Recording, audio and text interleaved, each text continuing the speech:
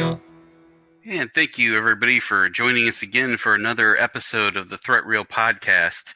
This night's episode, we're going to discuss the RSA Conference, and we're excited for this one for a couple of different reasons. For one, ThreatReel is going to be represented there. I am going to be participating as a member of the press, and I intend to conduct some interviews with some of the vendor sponsors, because RSA is a huge conference. So when a vendor sponsors it, they generally bring in a lot of their best engineers with them to discuss whatever questions people might have.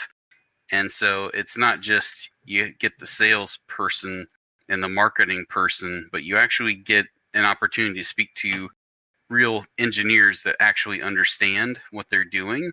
So that is going to be one aspect of this that we're looking forward to. The other thing we're looking forward to is that we know a speaker this year very well, and it is none other than my co-host.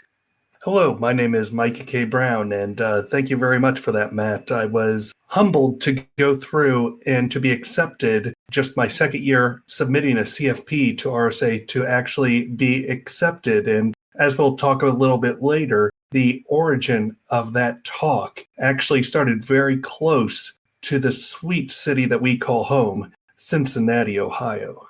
Great. Thank you so much, Micah. And for those who are listening, go ahead and give us the title of your talk. So the title of the talk is WAF Made Easy. The evolution of this talk went through and actually got accepted at one of the world's largest information security conferences in the world. One thing that I wanted to ask, since people who are listening may not automatically know this, what is a WAF? A WAF is a Web Application Firewall. So think of it as a compute-based system that sits in between a end user accessing your web application and your web application. It goes through, it intercepts, it inspects, it decrypts the web traffic.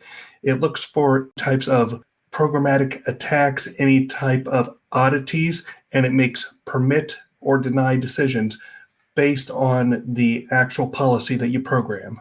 Very good. And for anybody listening, how does that differ from, say, a conventional firewall? So with most traditional firewalls, they only go through and they look very specifically at things like source IP, destination IP, source port, destination port. Traditional firewalls do not have the ability to deeply inspect traffic to look for those types of attack vectors. Usually that is something that you'd see more on your IDS, your IPS, intrusion detection system, intrusion prevention systems, as well as next generation firewalls. Yeah, and I think for myself, I consider a traditional firewall really geared towards network traffic. The thing that I have worked with web application firewalls in my own professional experience is that they will often look for specific attacks, specific web attacks, and a lot of them have a firm basis in things like OWASP and the OWASP top 10. So they will look for things like injection is a good example. They will look for things like cross-site scripting, protocol abuse, and those are things that become important to protecting a website or web server that you don't generally get with a traditional firewall product. There are some that have some additional features that might catch some things, and there's always going to be a little bit of crossover when you look at a lot of different computer security solutions that venture from one aspect to another. But there are things that are much better served for certain purposes than others, given what those circumstances might be. And for anybody that has a website that they're trying to protect, those are definitely good to put in place to inspect traffic, look for bad things that are specifically targeting websites, web services. And the other thing to bear in mind is it's an interesting topic because I think security researchers on one side are trying to stop the bad traffic. People who do offensive security will often have to try to find ways to bypass web application firewalls. So these things ebb and flow, and it's very much that cat and mouse model where people that focus on offensive and defensive security are always trying to figure each other out and always trying to come up with ways to stop the other, or in the case of offensive security, prevent being stopped by things like web application firewalls. Absolutely. As you know, I have had a little bit of experience over the past year and a half, dipping my toes into application security and web application firewalls. And one thing I'd like to state for the audience, I'm a little bit later in announcing this than I should be in other episodes, but the opinions that are expressed by us and our participation in this podcast don't necessarily reflect the views or opinions of our employers. And with that in mind, can I ask you, since you've deployed web application firewalls, a little bit about your experiences with that? So that's a very interesting question. I know you and I have had a running joke over the past year and a half where I've joked that the WAF project is the worst project that I've ever worked on. And actually that was a running joke when I presented it originally to our Cincinnati local group. But it's very interesting because one of the challenges with a web application firewall is you have to have a lot of IT and IT security disciplines come together in order to be successful during a deployment. So my talk really is about the framework that I came up with when I initially joined the web application firewall project that was already in flight to ensure that we could go through and we could deploy in a very fast, very agile manner. So it comes down to dividing roles and responsibilities between somebody that has the traditional IT architecture, the traditional networking, and being responsible for the build phase. And that's where I am. And then once we fully build a web application firewall, we put it in line in transparent non-blocking mode. I handed it off to a person that really understood application and application development, an application security engineer. And that was our tuning phase.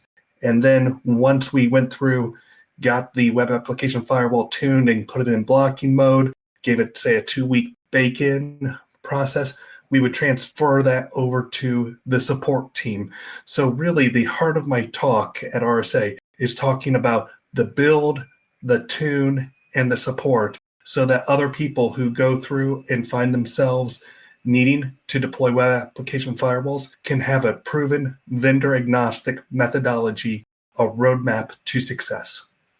Excellent. And of course, we are promoting the RSA Conference, or specifically your talk at the RSA Conference. The conference this year, traditionally, I believe, runs in closer to the beginning of the year. I don't recall if it's late January or early February, but I believe it's somewhere in that time frame. This year, because of the pandemic, it had been pushed back from early in the year to May 17th through May 20th. So a little bit different timing. And do you know specifically when your talk might be available? Yes, mine is on the 17th. So I'm starting out the conference. For those of you listening, the way that RSA is doing that is many of the talks, such as my own, have been pre-recorded, but I'm going to be in the live chat answering questions. You know, given that this is a virtual conference, it's kind of humbling, and it presents a couple different challenges, especially to people like myself, that really, when I go through and I talk in front of people, when I go through and do present, I really feed off of the live crowd. So just going through and talking into a camera lens, that presented a couple different challenges, but it also goes through and means that we can go through and we can attend this conference everywhere, as well as it gives us unique opportunities to go through and to consume on demand. All excellent points. And you have actually, at least in the past, attended an RSA conference. Is that correct? Yeah. So back a couple years ago, I did go through and I attended an RSA conference. And the first thing that blew me away was just the sheer scale of the conference in and of itself, how many people there were there, all of the various different types of activities, from traditional talks to breakout guided talks amongst IT security practitioners. The bulk of the conferences I go to are typically in the hundreds of attendees, some perhaps a little bit larger than that. But when you go from typically going to conferences where there's hundreds of attendees to all of a sudden tens of thousands of attendees, and it really is a bit of a culture shock, I think, from the sense that even trying to move from point A to point B, and it's shoulder to shoulder, and I think that might have a lot to do with why RSA is a virtual or online only conference this year, as opposed to in the past where it had always been an on-premises conference, with the exception of last year. Obviously, last year, a lot of things either one, canceled, or two, postponed, or some things just as they drew closer to the event date, simply converted to virtual online only conferences. What do you think the differences might be between those who are perhaps have been to one of these in person in the past, and all of a sudden they might be going to their first online only version of the RSA conference? I have a mentee at my 9 to 5 in which I was able to get them a free ticket to go down and to partake in one of the smaller conferences. The Kentuckiana ISSA was holding their conference a couple of years ago. And there's something really interesting that went through and just gave me a little bit of a chuckle. And I'm at a certain place in my career where I've been to a lot of conferences. And especially at these small to medium hacker conferences, you have some really amazing talent that are getting up there and speaking. And not to take anything away from them, but a lot of times I see that various talks from year to year go through, and they're not the exact same talks, but they kind of follow the same rhythm, the same rhymes. And so where my mentee was excited jumping from room to room to room, I was more going through and chilling out in the common areas at LobbyCon, if you were, having individual or a group or a conversation with a small group of people. And, to me, that's where I get a lot of my value when I go to conferences these days, is by those small, intimate communications, talks practitioner to practitioner. And, that's a great thing that a con goes through and allows you to do. But likewise, some people, they get their value from running talk to talk to talk. And when we started entering these Zoom, these virtual calls, we find ourselves sitting in the same area, staring at the same screen for hours on end. And I hear a lot of people expressing the Zoom fatigue. There is something to be said for that. I regularly go through, and there have been some absolutely great independent conferences stood up from people like Black Hills Information Security, from Scythe, that I absolutely love logging on to those during the day. But I try to make sure that I'm going through and I'm spacing out how I go through and how I interact with those types of content. So, I'm very lucky in that I have a real nice elliptical. So there have been times that I've attended those types of talks while I'm working out, while I'm going for a walk. Sure, sometimes I'll be in my work room and I'll go through and I'll attend there, but other times I'll change it up. I might go into a different room. I might go sit outside by a nice fire. Just going through and trying to vary how I'm participating with them. I mean, heck, for some of the conferences like Circle City Con, I attended the virtual keynote down at the Hofbräu House, having a wonderful lunch and a beautiful beer. Yeah, I think what people want to get out of a conference can vary from personality to personality, from objective to objective. And I don't know that there's a right or wrong way to conference, if you will, attend a conference. I think that it's one of these things where you get an opportunity to do what makes sense for you, and anybody can look at the schedule ahead of time and try to figure things out. And I think if one particular thing gets perhaps a little bit too overwhelming, or a situation where people just are needing a break, certainly you can take a break, but people can also do other things. So most of the big conferences have different villages that people can participate in. They have different areas of focus. They have capture the flag events. And I think that for myself, I really enjoy just dabbling in a CTF just to kind of break up the monotony a little bit.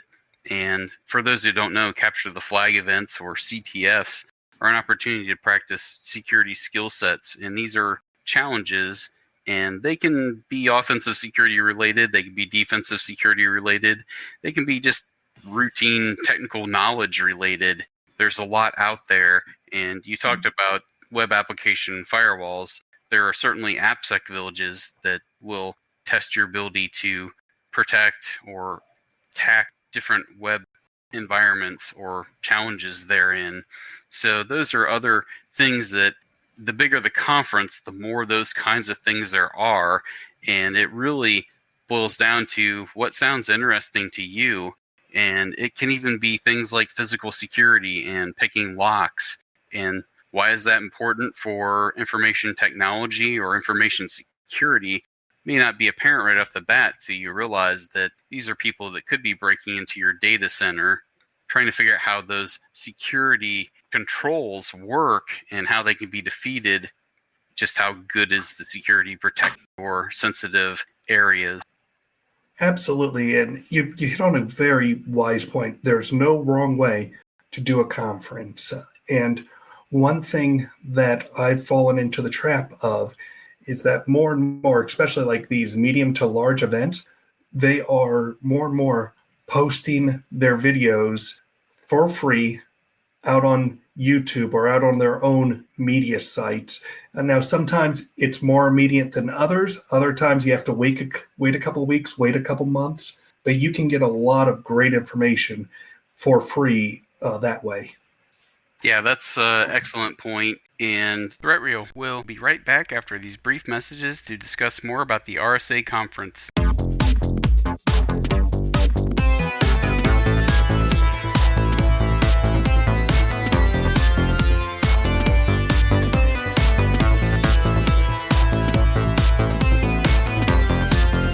Thank you for listening to the all-new ThreatReel podcast. Join security engineer practitioners and show hosts Matt Scheurer and Micah Brown for new episodes on the second and fourth Friday each month. Available on all major podcast hosting platforms. With a technical focus, the ThreatReel podcast interviews industry peers, discusses information security news, covers industry events, and reviews trends in cybersecurity. Visit us online at ThreatReel.com. ThreatReel. Would you like to hear your organization's ad playing during the next episode of the ThreatReel podcast, or perhaps sponsor a monthly banner ad on ThreatReel.com? We are now accepting sponsorships. To get in on our affordable ground floor flat rate pricing for 2021, please contact us by emailing sponsor@ThreatReel.com for additional details. That's sponsor@ThreatReel.com. As frequent speakers at information security conferences across the country, ThreatReel podcast hosts Matt Scheurer and Micah Brown understand the importance of protecting valuable data. Compromised and rogue wireless access points make it possible for cybercriminals to hijack your data in transit, then steal login credentials, digital photos, financial data, personally identifiable information, private messages, and more. The best way to protect that information, other than powering down all your electronics, is by tunneling wireless connections through a securely encrypted VPN tunnel. Matt and Micah recommend using a VPN service offering extensive cross-platform support. ThreatReel podcast listeners are eligible for up to a 68% discount off NordVPN services. Please visit ThreatReel.com/NordVPN for details. Again, that's ThreatReel.com/NordVPN.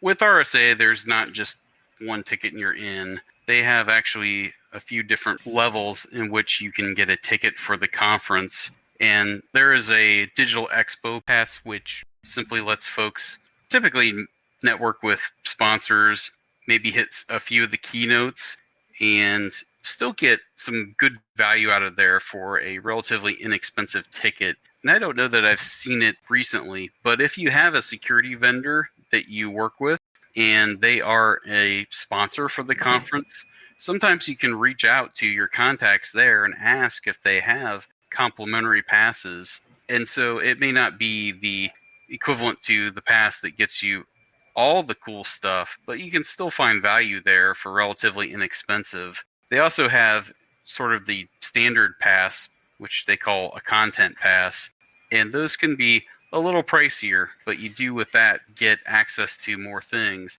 You mentioned the on-demand recordings, and it'll get you access to on-demand recordings, and you get those sooner rather than later. As you said, good things can come to those who wait, but the nice thing is, I know for myself, I've attended conferences, and the challenge becomes I've got two things I'm really interested in. They just so happen to fall at the same time, so I have to kind of pick one, and that's a good option that you have with the more expensive ticket, a chance to not just sit in on the sessions you want, but also have quicker turnaround time for those sort of things. And all of them will get you, for example, the digital expo. You can always talk to a lot of the different vendors that are sponsoring the conference and so forth, regardless of your ticket level. Then there's the all access pass, which is a little more money, but it includes interactive learning sessions, the RSA sandbox, and also an ability to network with attendees. You kind of hit on some of that earlier, where it is a lot more challenging with a virtual conference because you don't just often bump into a random, interesting, knowledgeable person with some very interesting perspectives just out of happenstance.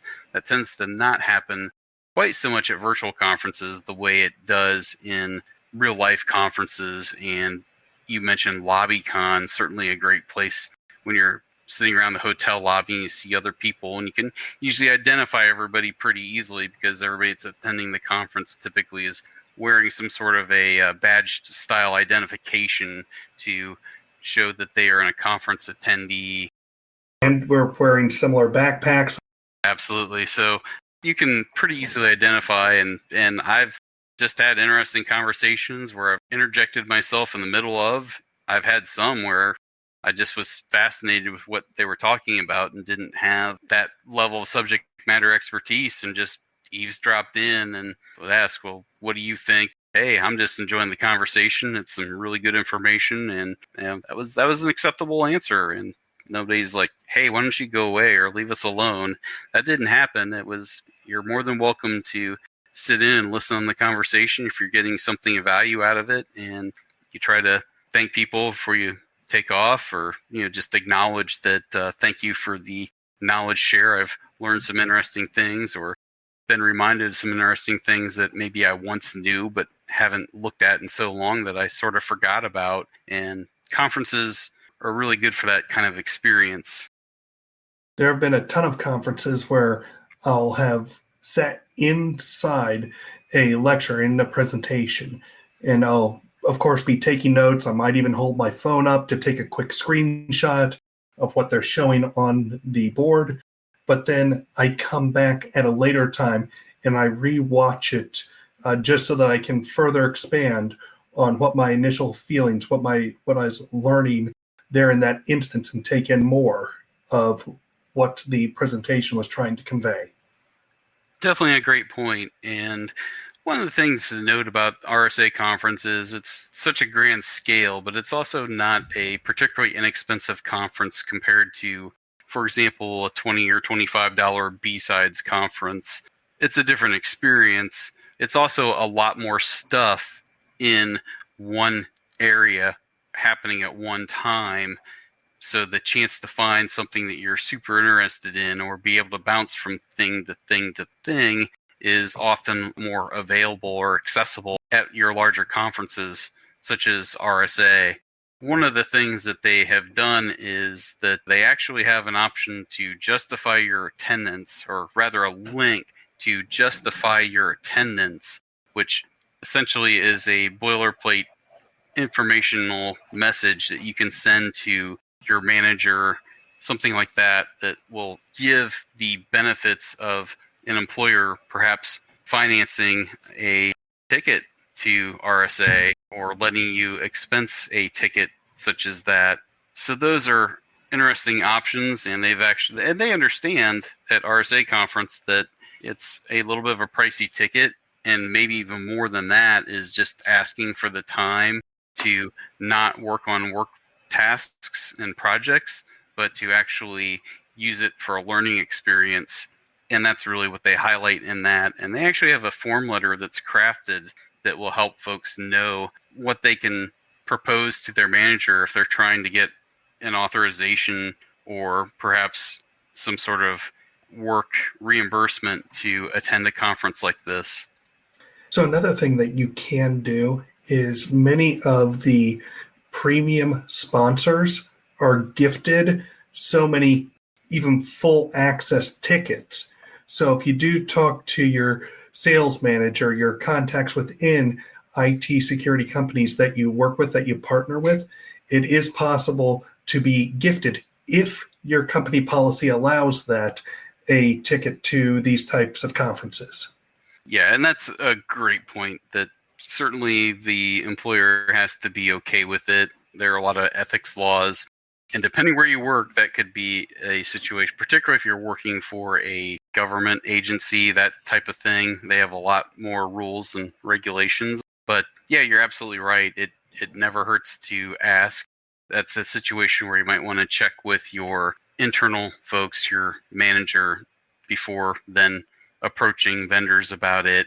But definitely good strategies. And what I hope is that the audience doesn't just think, well, if I don't get into an RSA conference, that it is going to be something where I'm completely missing out. As you said, a lot of times content will be delivered, available outside of the conference if you're willing to wait. A lot of speakers, I know for myself and also for you, that we don't typically just give a big talk at one and only one conference. I have done that before, but I think most of my talks I've given at multiple conferences specifically to hit different audiences. And so I might give a talk at a larger conference, but then I will then start going to make rounds at some of the smaller conferences to give that talk again. And just looking at the speaker list for RSA this year, and it's impressive like it is every year. What I can tell our listeners is they've heard us talk about the SIMPA Security SIG meetings, and we've actually had a pretty good number of RSA conference speakers at the Hackers Night meeting in December, our SIMPA Security SIG meetings. So my main point here is that it's not one of these situations usually where RSA might be your only chance. It might be your only chance for a while. And I think if you have an opportunity to attend and see something that is of particular interest, then when the opportunity is there to do so, it makes perfect sense to do that. But all hope isn't lost if you're not able to attend one of these. But hopefully most of our listeners are, and we've given them some tips and tricks on ways to try to finance it if it's a little hefty out of pocket. And for particular people that are kind of entry level, or they're trying to break into information security, students, things like that, I understand that you're asking somebody to spend hundreds of dollars could definitely be a challenge. So there are other things out there. But and I would also encourage people, look at smaller conferences as well. I try to attend things that are as big as RSA to as small as local B-side security conferences in a particular city if it's within driving distance. And I've always gotten a lot out of both. There's pros and cons to both. There are different feelings that I get going to one versus the other. It's just great to have an opportunity to experience conferences of differing sizes, in my opinion. Absolutely. So you and I, Matt, being in the same city, we seem to find ourselves at the same type of event. And to be honest, when I went to RSA, I was relatively new, having made the transition from just the networking guy to the IT security role. And, I was legitimately overwhelmed with the size and the vastness of RSA. And it really was quite humbling. Whereas smaller conferences like Derby, like Circle City Con, like the Central Ohio Information Security Summit, even though they're smaller, it's almost easier to go through and to approach and have those smaller conversations with a couple of IT security practitioners to make friends. It just feels a little bit more open to me at some of these smaller to medium-sized conferences, because I know I was overwhelmed. And even though I got a ton out of my initial RSA, it still was a bit overwhelming. I mean, Vendor Alley, that was like 5 or 6 football fields put together. Yeah, and something that comes to mind based on that is it's a little easier to meet with a small group of folks in a corner of a lobby and have conversations than it is in the middle of a busy hallway at a huge conference trying to speak over 50,000 people. Absolutely. And, we've had some really great conversations with some of the titans of our industry just in the hallways. And my experience is that pretty much every conference that I've gone to, I've had absolutely positive interactions with people there and had a blast. Absolutely. One thing I wanted to highlight are what were some of the trends that you maybe observed when you were looking at the speaker schedule and the conference schedule? Sure. So, over the past few years, besides just being the networking person, I've been drawn into more of the data security roles. So things like DLP, things like the WAF, and learned a lot of things about our organization and how to go through and operate over the past year. And if you think about it in an interesting way, I work for a very large organization, as you two. How many new offices have you been charged personally with protecting over the past year? For me, it's several thousand, not to get into a specific number. And if you think about the devices that are on individuals' home networks, where we've been going through in this remote working, we have things like Internet of Technologies, we have Xboxes, we have PlayStations, we have things that we do not control. We have zero authority that are on the same networks as our organizational assets.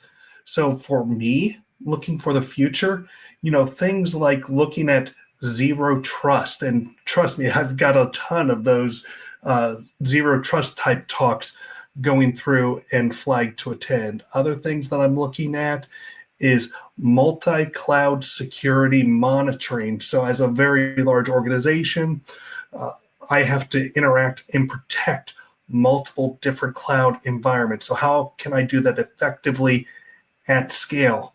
One of the topics that I'm very interested in is when we go through and we put a pause on the technical type of skills and we talk more about our ability to communicate with the business. How can we go through and take very technical types of discussion and make it so that our business leadership can understand? How can we go through and show a return on value, a return on investments, so that we can quantify what we are doing as a good partner, as a good enabler to the organization, so we're not just quote unquote Dr. No. All great points. And I think for myself, the one thing I would like to add is that I also have some people that are on my must-see speaker list. They are people that it doesn't matter even almost what they're talking about to an extent, because I've seen some of the topics they've covered in the past. And of course, Micah Brown. I mean, who could pass up seeing Micah Brown on a schedule and not want to attend that talk? Well, my best talk is behind me with my DerbyCon 9 talk, in which I went through and cooked 4 pork butts, 2 steak dinners, and 1 chicken dinner, and gave it away all for free from the convenience of my hotel room, that is. Yeah, I remember helping with that a little bit, so those were definitely good times. Why don't we go ahead and, since we've been talking about things we talk about, things we're involved in, let's go ahead and close out our show as we usually do by talking about the events that we have that are upcoming. Obviously, we've discussed you, Micah, speaking at RSA and given the date on that. I have a to be determined talk coming up at a WAMSA, that's the Women's Security Alliance event on increasing the talent pool in Central and Southwest Ohio. Stay tuned for that. Hopefully I have a date soon. Also, I'm going to be hosting the May SIMPA Security SIG meeting, and I have 2 talks scheduled for that. One is called What is a Pen Tester with Cameron Mayers, and I'm going to be working with him actually on setting up some live demo for that. And then I have GCP security basics and automation.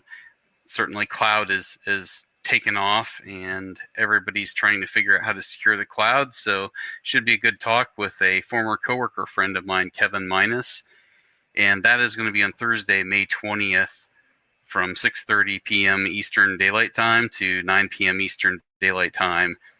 That's a free meeting. And Micah, you want to go ahead and talk about, you have, I believe, 2 other conferences lined up already as well. Yes, I do. So I do have the Central Ohio Information Summit in Columbus, Ohio. In that, I'm going to be giving my Doing Simple at Scale, which I originally performed at the Cincinnati SIMPA SIG last year. And so that's always a great conference. They're virtual this year. Golly, I can't wait to get back to in-person conferences. Then we have Circle CityCon, also another virtual conference. In there, I'm going to be doing 2 talks.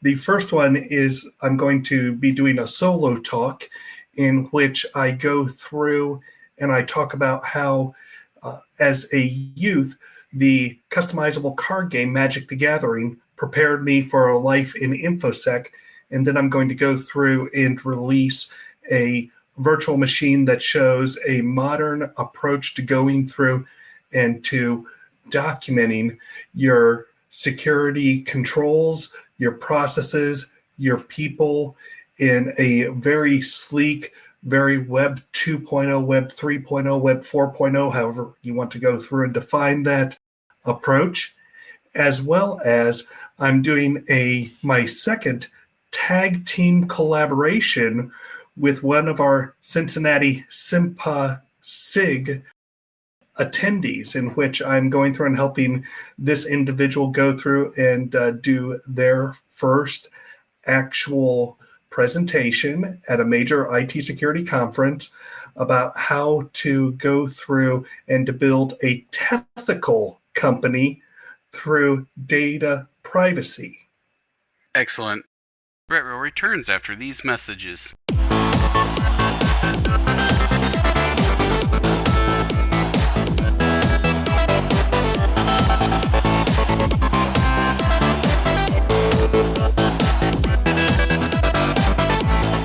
Thank you for listening to the all-new ThreatReel podcast. Join security engineer practitioners and show hosts Matt Scheurer and Micah Brown for new episodes on the second and fourth Friday each month.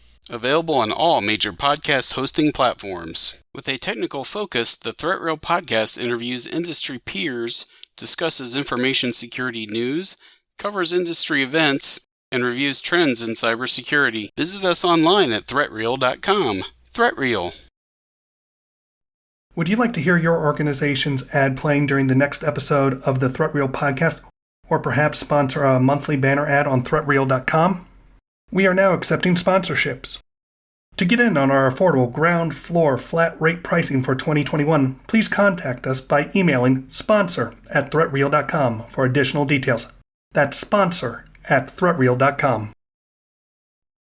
As frequent speakers at information security conferences across the country, ThreatReel podcast hosts Matt Scheurer and Micah Brown understand the importance of protecting valuable data. Compromised and rogue wireless access points make it possible for cybercriminals to hijack your data in transit, then steal login credentials, digital photos, financial data, personally identifiable information, private messages, and more. The best way to protect that information, other than powering down all your electronics, is by tunneling wireless connections through a securely encrypted VPN tunnel. Matt and Micah recommend using a VPN service offering extensive cross-platform support. ThreatReel podcast listeners are eligible for up to a 68% discount off NordVPN services. Please visit threatreel.com/NordVPN for details. Again, that's threatreel.com/NordVPN.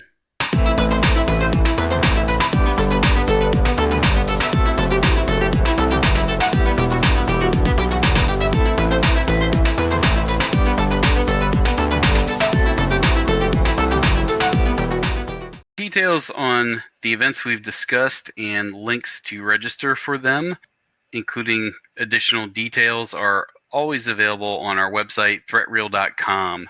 One other conference. Now, I am not yet speaking there, but I do have a ticket to Blue Team Con, which is a Blue Team, a defensive-focused IT security hacking conference.